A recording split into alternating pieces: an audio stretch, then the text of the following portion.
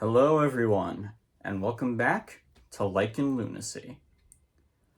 I don't usually put out 2 reviews in a single week, but because this is the week of a full moon and because of Resident Evil month, I didn't want to fall behind on either.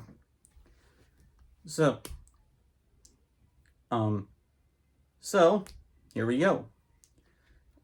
We got a good one tonight, people. A very good one. We're going to be talking about Bloodthirsty.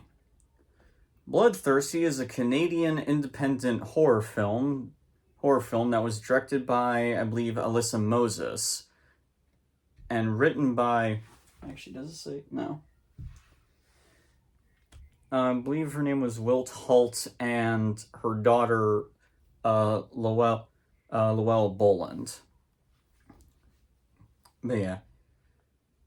Bloodthirsty definitely slipped under the radar, and considering the fact that it came out in 2020, that's probably the reason why. This is due to the pandemic and everything. A lot of indie projects kind of flew under the radar, like what happened with Omori. Which, if you don't, although honestly, I think Omori got more of a following than this did. But yeah, Bloodthirsty follows an independent saner named Gray, played by Laura Beatty. She's currently working on her second album, and she finds a producer with a checkered past named Vaughn to produce her next album. And while she's staying there, and while Gray is staying there, she starts to notice strange things happening to her. But yeah, what really caught my attention with this film is that this is the first werewolf movie, at least I can think of, with the exception of Howling 2, that actually got a band behind it. The writer of this film, Lowell Boland, is actually an independent singer who on top of writing this film, also wrote all the original music that you hear in the film. I will admit I have not listened to Lowell's other works, but if this is just a taste of her talent, then I might have to check some of her more newer stuff, if she still does songwriting at all. But yeah, I've heard really good things about this movie, but again, nobody really talking about it. I literally just sat down and watched it, and this is a really good film. Like, this is really damn good. Possibly one of the best werewolf movies I think I've seen in a long time. There's not really a lot. Yeah, so let's talk about it. The acting in the film is really damn good. Laura Beatty and, give me a minute, Greg Breik, I think that's his name. I apologize. Greg Breik, I think his name is. They do a fantastic job in this movie and steal the show. Laura Beatty is both likable as the main character, and she does a really good job fitting into this like slow change of Gray as a person from a kind innocent vegan to something else entirely.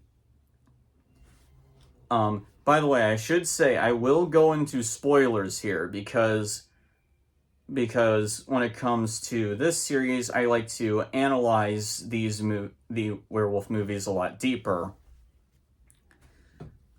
Especially if they have complex themes like this. The movie definitely has. You definitely could make the argument that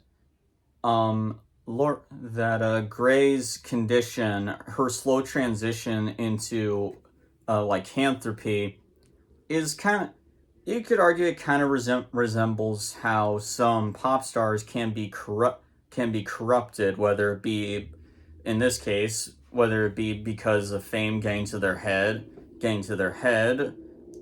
or in this case, psychological conditioning that just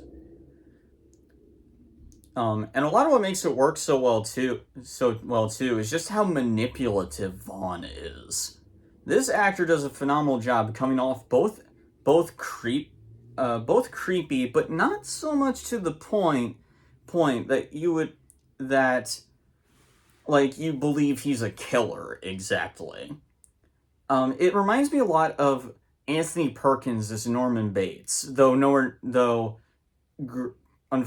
sorry, Greg, but your performance is nowhere near as good as Anthony Perkins, but it's the same idea. He comes off as creepy, but not enough where you think he's a killer, or you just think he's eccentric.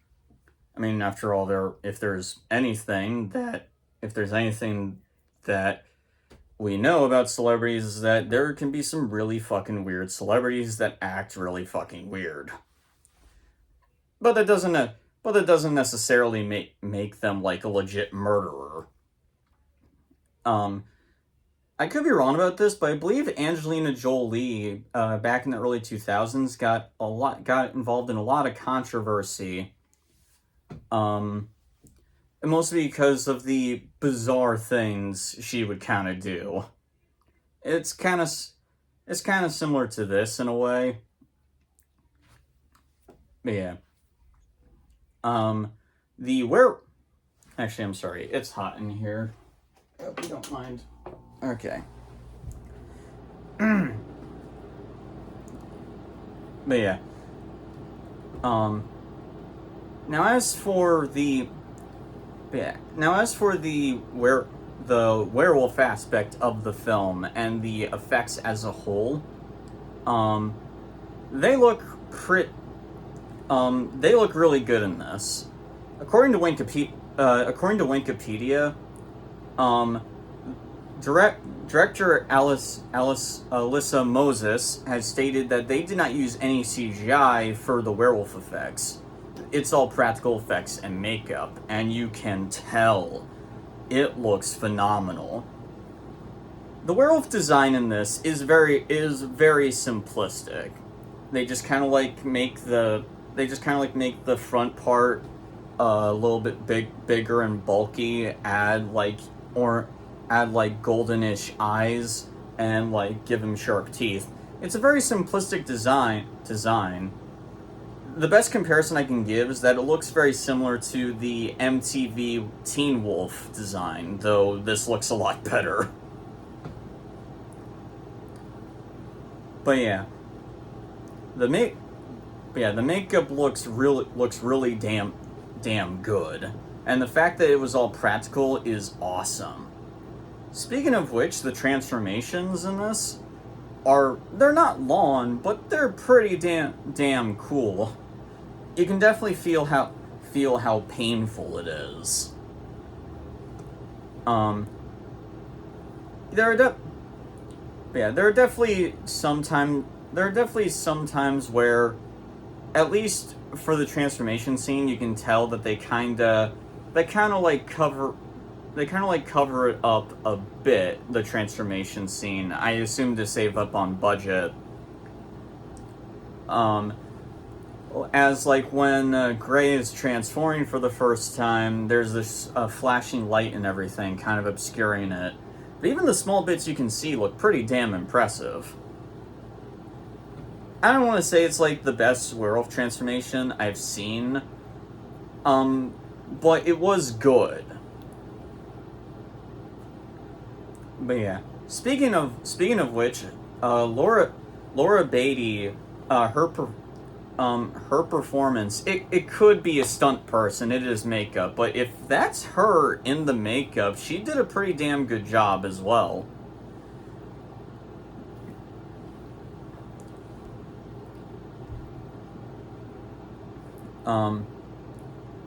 But yeah, now as for the gore factor, well, seeing how this movie is more of a suspense thriller instead of a typical werewolf movie, there aren't a lot of kills in the film. But whenever there are kills, they are pretty nasty and vicious.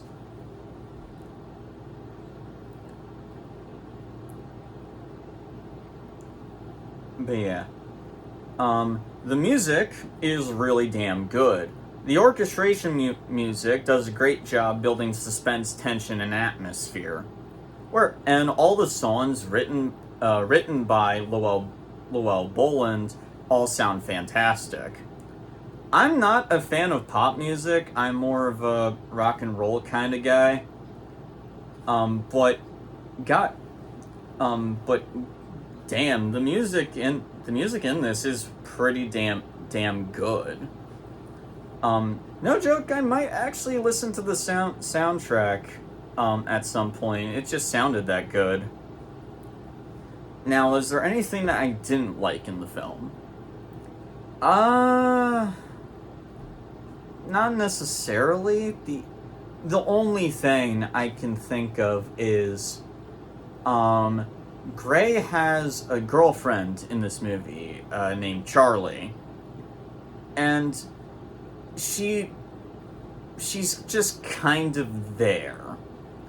She's not awful. The actress playing her does a decent job, but Charlie doesn't really do a lot in the story, I feel. However, even then, the movie comes back around to make her important in a way. And even like the chemistry between Gray and Charlie is believable. They do make a cute couple, and it is heartbreaking seeing how much Vaughn changes Gray to where to like this completely different person almost. But yeah, the movie is pretty damn good. It has good suspense, tension, atmosphere. The acting is fantastic. The music is great. This is a modern werewolf horror classic, and these are definitely the kinds of werewolf movies I think we need more these days. I'm going to give Bloodthirsty an A+. This is a definite werewolf classic in my opinion. If you have not seen it, really go see it. Like it's literally for free on Tubi. Like, go check it out. I highly recommend it. Okay, now we're going to get into spoiler territory. Alright. One of the it's revealed one thing I forgot to mention is that Gray constantly suffers from these hallucinations that she's turning into an animal. And honestly, having like all the weird changes she has with her body, as well as the creepy dreams and everything, saying it's just hallucinations makes sense. But yeah, I mean, you can pretty much figure out what Vaughn is trying to do throughout the film. He's trying to corrupt Gray in a way and make her give in more to her werewolf side. There's literally a line of dialogue where he tells her that there's something primal in her, and if she wants to write better music, she should let that out. Like, it's very on the nose. Or on the snout. What I did not expect, however, was a pretty damn surprising twist. It's revealed that Gray is actually... it's revealed that Vaughn is actually Gray's father. yeah, it turns out Vaughn had this history with a singer named Greta, who he says killed herself right in front of him. But he later reveals that she actually tried to shoot and kill him, so Vaughn killed her. However, Vaughn reveals that Greta actually had a child, and to make sure that Vaughn never found out, Greta sent her away, and that's the reason why Vaughn sought her out. He could tell just by seeing her on TV and hearing her saying that it was his daughter. That was a really good twist, and one that I definitely did not see coming. But yeah, when Grey first transforms, and when she does, she kills Charlie, and that's when her character definitely becomes important. You could argue it's a trope, especially for a werewolf film or any movie where someone turns into a monster. But again, because they had pretty decent chemistry throughout the film, and because their interactions were cute, it is very damn tragic. And especially the fact that it was Grey herself that killed Charlie, it's legitimately sad. When she goes back to Vaughn, and Vaughn explains that they're werewolves, there's one line of dialogue I really like where Grey asks Vaughn how many of us are there, and Vaughn says, "More than you know." And honestly, a part of me kind of wishes that this would get a sequel or something like that, because I feel like you could do something very interesting with that. Vaughn says that there are more werewolves out there, and that immediately got me thinking, that's interesting. So, are they like hiding in plain sight? Do they have how much control do they have with their abilities? Will Grey find a werewolf and they'll teach her how to control herself more? I know, I'd imagine some people will say, no, this movie's really good, just leave it alone, but there are some really solid ideas for a follow-up here, and I think it could be interesting. But yeah,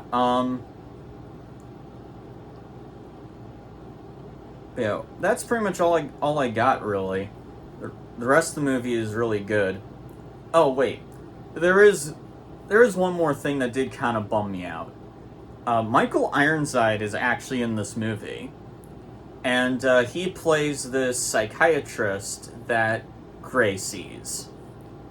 And when I saw that Michael Ironside was in the film, I was like, oh shit, that ought to be interesting. Unfortunately, he's not in the movie a lot. I think he literally only has two scenes in the entire movie, and I personally felt it was kind of a waste. I would have liked it more if Michael Ironside actually was more involved with the plot. Maybe he becomes extra concerned for Grey and tries going to Vaughn's house to try and help her or something like that. I don't know. I just feel like you could have done a lot more with him. Besides that, the movie is really damn good. It's just a really fantastic film, and I definitely recommend it. If you haven't watched it, this is definitely a modern werewolf classic. That said, have you seen Bloodthirsty? If you have, let me know what your thoughts are. Do you like it? Do you not like it? Tell me your opinion. But yeah, that's all I got for tonight, so see ya.